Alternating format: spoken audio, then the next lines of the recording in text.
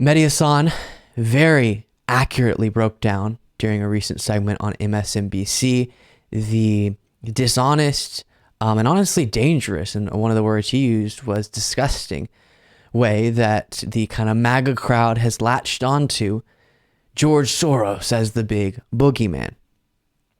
And I'll just let him break it down for you, and then we will discuss. Of course, this is in regard to the possible Stormy Daniels case related indictment of Donald Trump out of the Manhattan District Attorney's Office.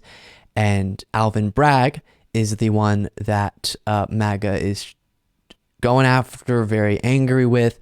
And one of their favorite attacks is he's a Soros-controlled person, or even as horrible, one of the things Trump said was a Soros-backed animal. That's a direct quote. Take a look. Talk about how off they are trying to paint this DA as some tool of a Jewish international banker. Yeah, it's become kind of fact on the right, but as so many facts on the right turn out to be, they're not factual at all. And we did some digging on my show into this nonsense. You heard Stefanik say he got $1 million from George Soros. None of that's true. Alvin Bragg, just hear the facts, Joe. Alvin Bragg announced his candidacy for DA in June of 2019. In May of 2021, a PAC called Color of Change said, we're going to spend some money promoting Alvin Bragg's candidacy. George Soros, a few days later, gives them $1 million. They end up spending $500,000 on Alvin Bragg's campaign. They don't give the money to Bragg. It's their own ads promoting Bragg. No money changes hands. So Color of Change gave no money to Alvin Bragg. George Soros gave no money to Alvin Bragg, not even indirectly. No $1 million, no $500,000. We reached out to the Soros people. George Soros, they say, has never met with Alvin Bragg, never spoken to Alvin Bragg, never phoned Alvin Bragg, never emailed Alvin Bragg, never been on a Zoom call with Alvin Bragg, never given a dime to Alvin Bragg. So in what world is Alvin Bragg a Soros DA or a Soros-backed animal, to quote disgustingly Donald Trump? Only in the fevered imagination of the anti-Semitic conspiracy theorists who now dominate the American conservative movement. By the way, Joe, quick point. Republicans say they love money in politics. Money is speech. So even if he did give money to Bragg, which he didn't, what's wrong with that? What objection could they have to the Jewish billionaire Holocaust survivor? I can't possibly imagine. Well put. And this is something that happens so often. There doesn't seem to be a care or concern about an issue that is screamed about on the left for ages, until it very directly, even if not legitimately, affects the specific individuals within MAGA, who will then finally create a narrative that somewhat is adjacent to the conversation people on the left have been having. And what I mean by that is, now all of a sudden there's a concern about the donations within our political process from individuals with a lot of wealth into super PACs and all of that. And this is the only context in which they care about that conversation.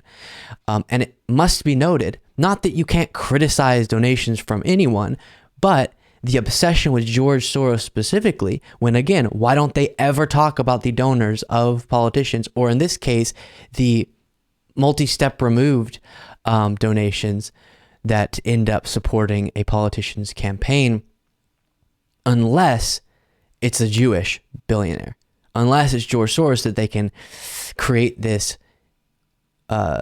wild rage around. And I say again, it's perfectly fine to be upset with any donations from anyone, Jewish or not Jewish, but the obsession within the context of a reality where it's the right who says, as Mehdi Hasan said, money is speech, and no, we should absolutely allow unlimited spending on behalf of a candidate when it comes to the super PAC reality that we have, and just the disproportionate power that millionaires, billionaires, corporations have within our political system. And whenever progressives are constantly bringing that up, constantly saying, the NRA, for example, has a big influence on politicians and their stances, or the countless other special interest groups, always a discussion about big pharma and the oil and gas industry, and on it goes. And that's laughed at often by many conservatives, saying, come on, what are you saying, that they can't use their money as speech? But then now, again, I say, when it's the Jewish billionaire, they can create this whole big hubbub around it. And this is the one instance in which they're concerned about it. It reminds me a little bit of the rare instances where kind of far-right individuals have a problem with big corporations, just generally, and regulating them. It's only when they perceive the big corporations to be going woke or something.